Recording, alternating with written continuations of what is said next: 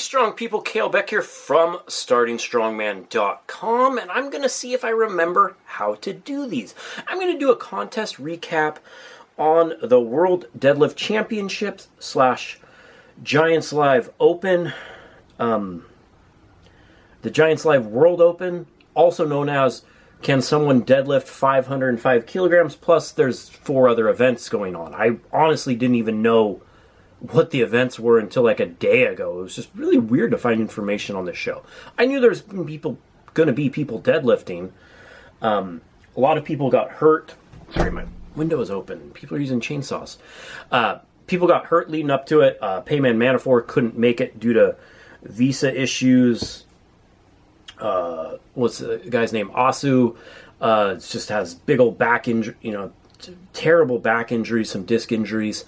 Trying to deadlift over 500 kilograms is not very easy or easy on the body.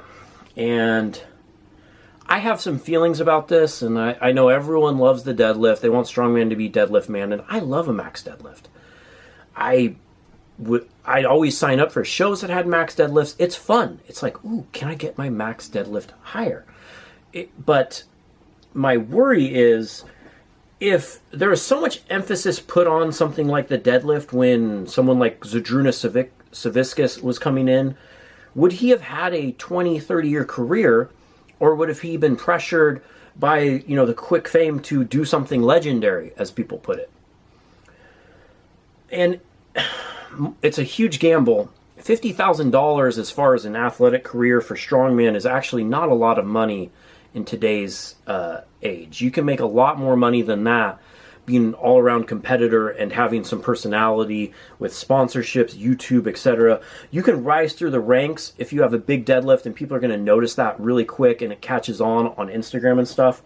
But people are free to do whatever they want, but I just feel like so much emphasis on one lift has been good for the sport, but I worry about how beat up the people are going to be trained for this. We saw this with the Austrian Oak, where we were testing the absolute limits as far as how much weight someone could carry, and we saw like 3 or 4 pretty much Zydrunas' end, Mike Burke's end, career injuries, training just for such a heavy yoke. And I mean, it was fun. The deadlift championship was fun, but I just worry about, there's all these young, early 20s athletes training. Looks like they're putting all their focus on the deadlift, and, it's going to be a meat grinder. But, hey, that's their choice, right? Also, what was amazing about the deadlift championship is everyone pulled 400 kilos. 400 kilos, not that long ago in strongman, probably would have won you a max deadlift, or at least been top 3 minimum. And I think everyone even pulled 425. We had huge pulls. Andy Black, Ronald Hanla had a hamstring injury. He pulled 425 kilos with his entire leg bandaged up like he could barely walk. That's incredible. Gavin Bilton had a huge PR there. Just awesome lifts. And then we saw, how many over 1,000-pound deadlifts? 453.5. 1, 2, 3, 4, 5, 6. 6. And then Ivan Markov, too. 7 people deadlifted over 1,000 pounds. This is the most amazing display of deadlifting at one contest ever. Yes, I know when Eddie pulled 500, it was amazing, but to see that 7 people can deadlift over 1,000 pounds, including Alexei Novakov. So here's all the people that deadlifted 1,000. We have Pavlo, not even going to try his last name, just out of respect. Let's just call him Pavlo. Gabriel Pena, huge pull. Alexei Novakov, Evan Singleton, Adam Bishop, Nadzim, and Ivan Makarov pulled 475 for the win. He was the only person to do that. Pavlo skipped 475 and went straight to 505. Maybe would have been smarter to try 475 for overall points. He would have got 9.5 instead of that big tie with everyone at 453. Can you think that, there was a 6-way tie with a 1,000-pound deadlift. It's incredible. Novakov has an injured quadricep going into this contest, I think he said, and he hit a 90-pound PR. This is why the World Deadlift Championships is cool. I know everyone's always going to talk about 500. Apparently, no one talks about 501 by Thor, the real record. It's like, if I was watching today on the live stream, I would never even know that Hafthor Bjornsson ever did strongman. Kind of, but anyways. But yeah, I think just seeing this level of strength displayed, not necessarily chasing the record, but just having who is the best deadlifter right now in 2021, 2022, whatever, it is impressive. Will someone eventually deadlift over 500? Yeah, well, you notice, like, they kept saying the record is Eddie Hall with 500, but they did 505. If 500 was really the record, they would have done 501. Anyways, I think someone will do it, but I think just less emphasis needs to be put on it. It's just putting so much pressure on the athletes. Just let it be the World Deadlift Championships and who's the best. We don't care who gets the most points ever at a Super Bowl. We just want to see people go out and who's the best on that day. And that's what competition is supposed to be about. If it's an actual competition, then it should just be about who's the best on that day, that time, etc., not everything else. So anyways, Ivan wins that event, and then there's just a huge tie for second with 1,000 pounds. Just absolute insanity. Then we go into the carry and drag. This was a good event. He was cool as Andy Black, a large man, 6'7". He was like, I think they woke him up this morning and asked him if he wanted to compete as a late entry, and he did great. He got fourth in the medley, but he was like the first to go, and he put up a time of 36.5 seconds, and that stood for just about everyone else. Evan Singleton and Novakov had a great battle. Novakov's so crafty. He grabbed like so far down the chain to try to pick it up higher. One of the things you should do on a chain drag right there is you don't want to grab the end link. You want to grab it as low as you can, so less of the weight is actually dragging, and you're holding more of it in your hands versus the resistance on the floor. And he got that. Who didn't get that was Pavlo, who probably had the fastest farmers. He absolutely obliterated Adam Bishop on the farmers, and Adam Bishop obliterates everyone on events like that. He looks super promising. He's coming over from powerlifting. I mean, he gave a good shot at 505 kilogram deadlift, and then turned around and did a medley like that. No one really ever attempted 505 like that, how he has, and then done the full contest. Eddie only did the one event. Thor did the one event. I think Jerry, they went back and did it, but like he looked fine. Like he looked good in the next events. Like, could you imagine having to deadlift that heavy and then pull the hamstring strain? Your hamstrings just get lit up, and your quads doing a chain drag like nothing else. I can't understand the pain, but yeah, that's probably why he kept falling down.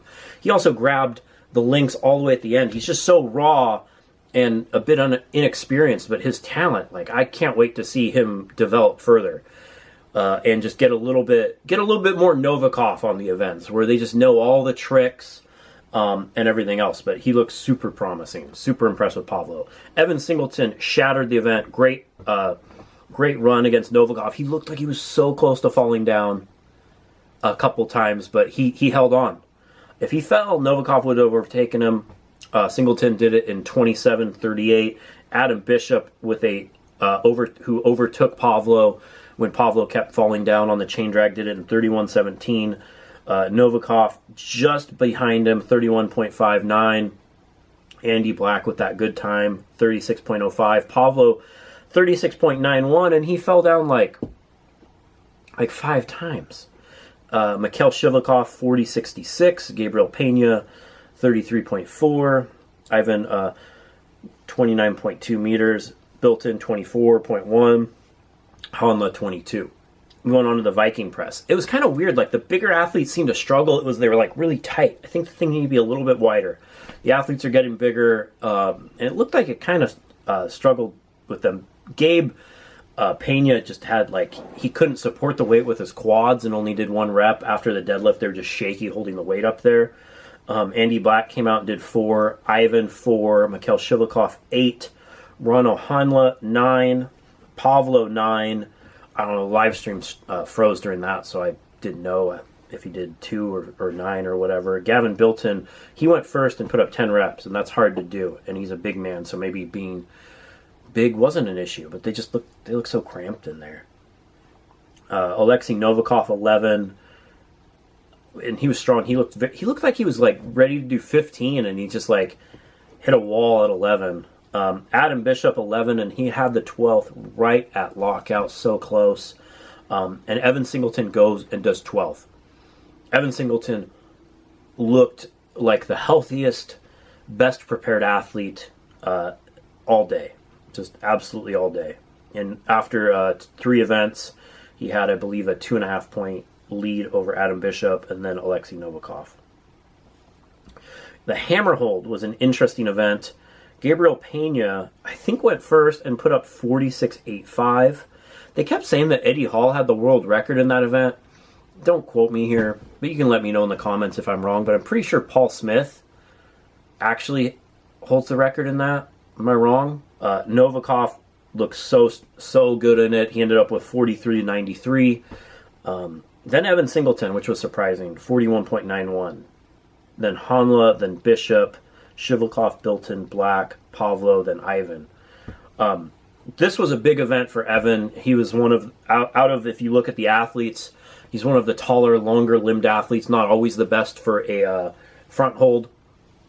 And him being able to get 3rd place, pretty much, I think after that, it was... I would never count Novakov out, but it was pretty much a lock after that. And yeah, he just got a little bit of his lead chipped away. Then we went into the stones. I actually didn't get to watch this one, but Adam Bishop absolutely crushed them. 5 and 18.81. Pavlo, 5 and 19.76. Evan, 5 and 20.9. Then Novakov, 20.9. Built-in, 5, 22.76. Black, 5, 24.68. Pena, 5, 25.98. Hanla, then Shivakov, then Ivan. So, after all of that, Evan with a decisive victory. Novakov slipped a little bit. I mean, the times are so close on the stones. I think the light stone sets kind of, they should add a 6th stone or something. The times are just too close. So yeah, Evan Singleton, 43 points for 1st place. Huge congrats to Evan. I'm going to go over a little bit more on why I think Evan is a super smart competitor and everything he's done with this later, after the full results. Then Adam Bishop with 40.5. Alexei Novakov, 39.4 for 3rd. Pavlo, 29.5. Huge gap from 3rd to 4th, but still an impressive performance. That's his pro strongman debut, I think. And he looked really good, even with some mistakes. I mean, he got, 2nd in the stones? Ukrainian strongman's looking up. Gabriel Pena, 26, another great Giants Live debut for Pena. Built-in just seems to be getting more well-rounded and better overall, 21.5. 7th, Andy Black, 20. You have to give Andy Black respect for being told he's competing basically by his alarm clock going off. Ronald Heinle always seems to get a tough... He's so good at all the Arnolds, then in Giants Live just doesn't ever seem to perform to his ability due to injuries or events or whatever there is. 19. Mikhail Shivakov, 18.5. Ivan, 17.5. He looked like that deadlift took a ton out of him. And he's someone who is a very promising athlete overall, and just he's focused on this 500 kilogram deadlift so long that I just think it's really took its toll. Anyways, Giants Live always puts on a good show. Was super. I watched it on Facebook. The stream froze like 2 or 3 times where it was annoying. Other than that, it was good. I mean, paid $5, watched it on Facebook. There was a lot. It was hard to find. Like, I couldn't even find the event page. I don't know what was up with that, why it was so hard to find the info this time. But great show. Went through fast. I mean, it was over by like 1:30. I think it started at like 10, you know. So easy to follow along at home. I'm sure it was fun. Didn't look like there was that many people in the stands, but with everything going on, it's hard to say who wants to go out and whatever else. But I want to... Adam Bishop and Evan Singleton have been training specific for this contest, especially Evan, who before the Royal Albert Hall flew to, you know, England or wherever he's staying and has just been training. And he's like, I'm going to do this next one, so I'm going to stay. And that's so smart. I don't know why more athletes don't do that. Obviously, some have jobs and families and mortgages at home in, you know, United States or wherever they live. But there's a lot of them that also don't. And if you're given the opportunity like Evan Singleton has and you don't take advantage of that, I think it's a big mistake. All of these contests are filmed. He's making himself into a star. He's putting himself in the right position. He's preparing how he's supposed to. He's not traveling back and forth across the country. There's strongman contests in America are few and far between, except we have the Shaw Classic and the Rogue Invitational coming up. But other than that, they don't happen all the time. So if you're a professional athlete, you're like, if you're touring, like if you're on a baseball team and you're playing down in Florida, you stay in Florida, then you travel to the next one, then the next one. And if given that opportunity, like Evan has, I think it's so smart. And I don't know why I haven't seen more athletes take advantage of stuff like this. Maybe they're not given that opportunity. But between almost winning Royal Albert Hall and then just looking by far like the most dominant and well-prepared athlete today, both of these contests are going to be shown on TV over there. He's doing everything right. It's great. It's you know, it's good to see a young up and coming athlete take advantage of the situations they're put in and maximize their potential. Because your career window in strongman is short, and no one's going to do it for you. So big props to Evan Singleton. He was the North American champion. Now he's the Giants Live Open Championship champion. 2 Giants Live he's won. Just really, just looking more and more well-rounded. He deadlifted over 1,000 pounds. He won the Viking press to go with his speed. His static strength is going through the roof. He's seeming to get more experience. You know, hanging out with Darren Sadler, training with Bishop on the exact implements you're going to do and stuff is just, you can't put a price tag on that if you're trying to be a professional strongman. And as far as a professional goes, Evan's doing everything right now, and he's off to a great 2021. Who's had a better year so far? I don't know. Let's see if he continues to keep it up, how he does at his upcoming contest, and I wish him the best.